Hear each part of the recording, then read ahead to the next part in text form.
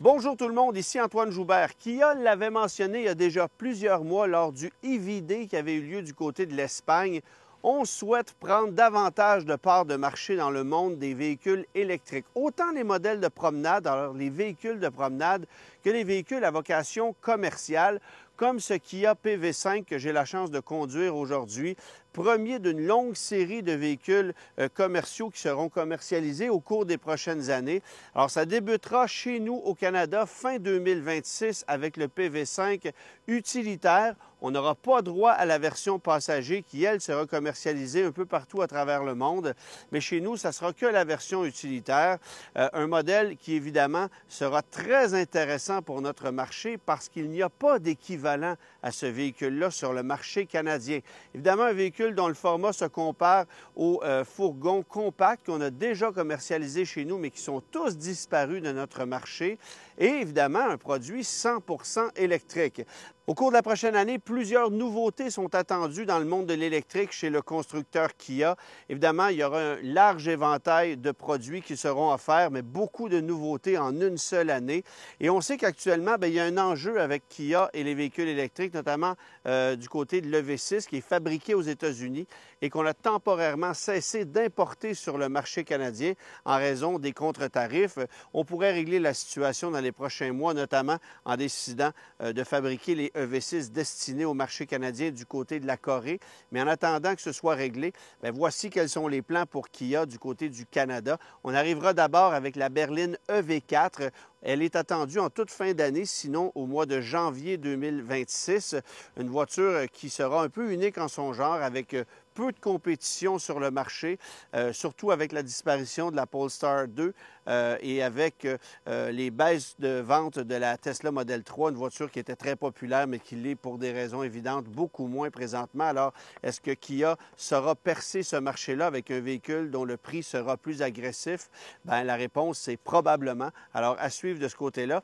Peu de temps après arrivera le EV5, un véhicule utilitaire dont le format est équivalent au Sportage, mais dont le look s'apparente beaucoup à celui de l'EV9. Alors ça aussi, ça sera un produit très attendu sur notre marché et qui ne sera pas commercialisé aux États-Unis, ça, il faut le mentionner. Ensuite, un peu plus tard, il y aura l'EV3, véhicule qui a gagné le prix du véhicule mondial de l'année, véhicule fort intéressant, très, très hâte de pouvoir voir quelles seront les stratégies de Kia Canada avec ce véhicule-là.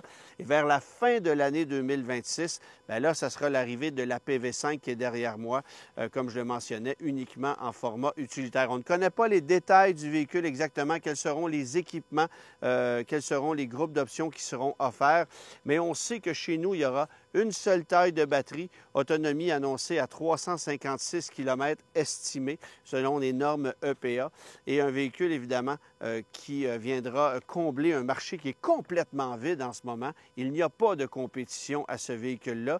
On sait que Volkswagen fabrique une version cargo de l'ID Buzz, mais qui est uniquement destinée au marché européen. Pas de disponibilité sur le marché canadien en raison de cette chicken tax de 25 % imposée aux Américains, ou par les Américains, devrais-je dire. Et pour cette raison-là, bien évidemment, le Canada a décidé de ne pas suivre et c'est la raison pour laquelle on ne l'obtient pas. De toute façon, l'ID Buzz est un véhicule dont la stratégie est complètement différente et qui coûte passablement plus cher. On n'a pas les prix du PV5, ça sera dévoilé ultérieurement, mais on s'attend à une facture drôlement plus raisonnable pour ce produit ci que pour le ID Buzz, qui a une vocation tout autre. Alors, à suivre de ce côté-là. Mais en attendant, je vous invite à prendre la route avec moi au volant du PV5, un modèle 2026, mais chez nous, ce sera un modèle 2027, puisque, comme je vous l'ai mentionné, il arrivera en fin d'année 2026 sur le marché canadien. Prends le volant de la Kia PV5 maintenant. On vient de quitter l'usine où elle est fabriquée ici même en Corée. Et le véhicule que je conduis a les spécifications du modèle qu'on aura chez nous au Canada. Un modèle qui sera unique. Évidemment, il n'y aura pas plusieurs configurations comme ce qu'on va proposer un peu partout dans le monde. Il faut savoir qu'il y aura des versions passagers, des versions utilitaires, des versions dotées d'un système pouvant faciliter la tâche aux gens à mobilité réduite. On en fera des versions destinées au camping. Il y aura des châssis cabines également, mais tout ça, on ne l'aura pas. Ce qu'on aura, c'est uniquement la fourgonnette utilitaire, 2 sièges avant et un espace séparé à l'arrière qui contient environ 4000 litres de volume utilitaire pour, évidemment, des entreprises qui voudront se procurer ce genre de véhicule-là. Comparer le PV5 à l'ancien Nissan NV200, ça serait le format qui s'en rapprocherait le plus. C'est même un peu plus court que l'ancien Nissan NV200 par environ 50 mm, mais c'est 200 mm plus court que le dernier Ford Transit Connect qui a été vendu sur notre marché. Et c'est un marché qui a été complètement anéanti. Le fourgon compact n'existe pratiquement plus chez nous, alors que Kia arrive avec ce produit-là chez nous. Je pense que le timing ne pourrait être meilleur et en plus, c'est un véhicule 100% électrique, ce qui est on ne peut plus efficace pour de courtes distances, pour du transport urbain. Et c'est un format qui est vraiment pratique pour du transport urbain parce que, comme je le disais, un peu plus court que les autres fourgons compacts qui ont été vendus chez nous au cours de la dernière décennie. Mais en plus, ça tourne sur un 10 sous. C'est un véhicule qui a une bonne autonomie. On annonce 416 km pour le fourgon utilitaire que je conduis présentement selon les normes WLTP, normes européennes, ce qui veut dire 356 km selon les normes de l'EPA nord-américaine, ce qui est beaucoup plus que ce qu'on aura besoin quotidiennement pour l'utilisation d'un véhicule comme celui-là. Alors, je pense qu'on est pile poil dans un marché qui demandait à être comblé et Kia sera le seul joueur à offrir un fourgon comme celui-là. Un véhicule qui a plusieurs avantages, si vous voulez mon avis, à commencer par le fait que c'est très aérodynamique au niveau du design. Et vous allez me dire à quoi ça sert d'avoir un design aérodynamique sur un fourgon utilitaire? Bien, ça sert à optimiser, évidemment, l'autonomie électrique. Je le mentionnais, ça serait 356 km, mais depuis le début de notre aventure, bien, on avoisine les 400 km d'autonomie. Ça, c'est l'autonomie réelle dans des conditions climatiques qui sont idéales. Évidemment que ça va baisser durant l'hiver. Et c'est un véhicule qui pourra être rechargé de 10 à 80 en 30 minutes, évidemment sur une borne de niveau 3. Sinon, ben, la batterie n'est pas très grosse, 71,2 kWh. Alors, ça sera facile de le recharger en une nuit à domicile ou à l'entreprise où le véhicule sera stationné. Parce que la plupart des gens qui vont se procurer un véhicule comme celui-là, ben, ce seront des entreprises ou des gens qui ont des besoins spécifiques pour leur compagnie personnelle. Alors, un véhicule qui risque de connaître énormément de succès. Il n'y aura pas de problème de disponibilité, nous dit-on, chez Kia. Évidemment, parce que ce n'est pas vendu aux États-Unis, alors ça facilitera la tâche aux constructeurs. Alors, très hâte de voir quel sera le succès de ce produit-là. Mais je peux vous dire en attendant que je suis au volant du véhicule depuis environ 1 heure et j'ai aucunement l'impression de conduire un fourgon. C'est pas une voiture sport, la puissance n'est pas ahurissante, mais le couple initial est intéressant. 184 livres-pieds de couple, 161 chevaux. Les accélérations sont franches, sont linéaires, évidemment. C'est bien insonorisé. La position de conduite, elle est super confortable. Il y a un élément qui est particulier, c'est que les glaces latérales sont très, très basses. Alors, lorsque vous regardez à l'extérieur, bien, vos jambes sont littéralement au niveau du seuil de la fenêtre et c'est une position de conduite un peu inhabituelle, sauf pour ceux qui conduisent de gros fourgons. Donc, c'est le même genre de position de conduite que vous allez obtenir dans un Sprinter, mais évidemment ici dans un format beaucoup plus petit. Alors, c'est inhabituel pour ça, mais sinon, ergonomiquement parlant, tout est là, c'est super pratique, la finition est très correcte, il y a des espaces de rangement multiples, les prises de charge haute vitesse USB-C, ça comprend Apple CarPlay, Android Auto, il y a un écran central de 12,9 pouces, évidemment pour la gestion de l'ensemble des éléments du véhicule, sinon petit écran de 7,5 pouces en guise d'instrumentation. Et ça comprend aussi un système V2L qui vous permettra d'alimenter depuis la batterie au voltage du véhicule des accessoires qui sont à l'extérieur, notamment des outils si vous avez besoin d'utiliser des outils alimentés à l'électricité. Alors, il y a beaucoup de possibilités avec ce véhicule-là qui, encore une fois, je vous le dis, se conduit très facilement.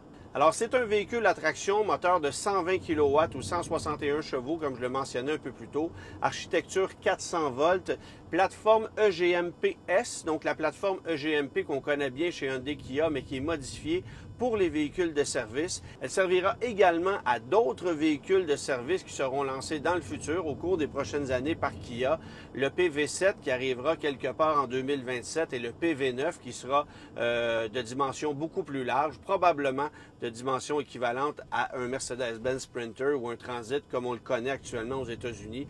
Alors ça sera sur le marché en 2029. On ne sait évidemment pas ce qui sera vendu chez nous au Canada, mais ce sont les plans de Kia d'arriver avec une gamme complète de véhicules à vocation utilitaire pour rivaliser notamment avec Renault, avec Volkswagen, avec Ford également qui vendent ce genre de produits-là à l'international. Mais on aura cet avantage évidemment chez Kia d'avoir des véhicules qui sont 100% électriques, ce qui est on ne peut plus logique dans le contexte d'un véhicule de livraison qui est utilisé sur une base quotidienne mais qu'on peut ravitailler chaque soir alors que le véhicule rentre au garage ou du moins à l'entreprise. Alors c'est vraiment une formule intéressante de la part de Kia et avec ce PV5, je pense qu'on va placer la barre très très haute et je suis curieux de voir aussi s'il y aura une compétition qui viendra s'installer parce qu'évidemment avec un produit comme celui-là, on risque d'ouvrir la voie vers un marché qui n'est absolument pas comblé et on va probablement se rendre compte qu'il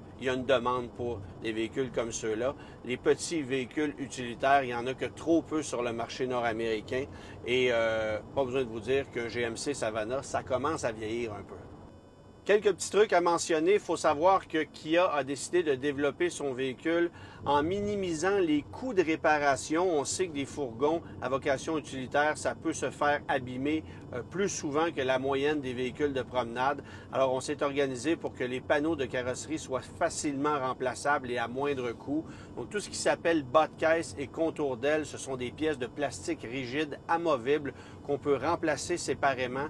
Le pare-choc avant est fabriqué en 3 pièces distinctes, justement pour diminuer les coûts de réparation et de remplacement si jamais on a besoin de le faire. Et les phares sont intégrés un peu plus au centre du pare-choc, donc mieux protégés contre les impacts. Des phares, évidemment, à projecteur ADEL qui sont livrés de série avec ce véhicule-là. Vous allez aussi avoir des feux ADEL à l'arrière, mais qui ne sont pas exactement les mêmes que ceux des modèles à vocation familiale qu'on va vendre sur d'autres marchés.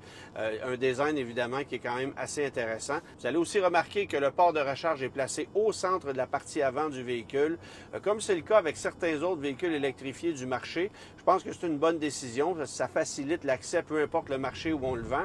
Mais il faut savoir que chez nous, en Amérique du Nord, ça sera un port NACS, alors que pour les autres marchés, ça sera un port plus conventionnel. Évidemment, le besoin du marché étant différent chez nous et ça sera un avantage parce qu'on pourra recharger le véhicule sur des bornes de recharge du réseau Tesla Supercharger, ce qui est un des meilleurs réseaux installés actuellement en Amérique du Nord. Il faut aussi souligner un truc, la capacité de charge du Kia PV5 qui sera vendu chez nous au Canada sera de 690 kg ou environ 1500 livres. Alors, c'est plus que raisonnable compte tenu du type de véhicule qu'on a ici entre les mains. Je pense que ça permettra aux entreprises de pouvoir transporter des charges qui sont quand même assez intéressantes. Et puis, bien que ce soit un véhicule à vocation utilitaire, on ajoutera quand même quelques technologies d'assistance de conduite, les feux de route automatiques, par exemple, régulateur de vitesse intelligent, assistance à conduite sur autoroute, quelques éléments comme ça qui seront offerts sur le véhicule. On ne connaît pas encore actuellement le niveau d'équipement de série qui sera offert sur les modèles canadiens et quelles options seront proposées. On ne connaît pas non plus également la charte des teintes qui seront offertes, mais attendez-vous à ce que la majorité des modèles soient vendus en blanc ou en noir, parce qu'évidemment, ce seront des véhicules à vocation utilitaire et que les entreprises les personnaliseront de toute façon.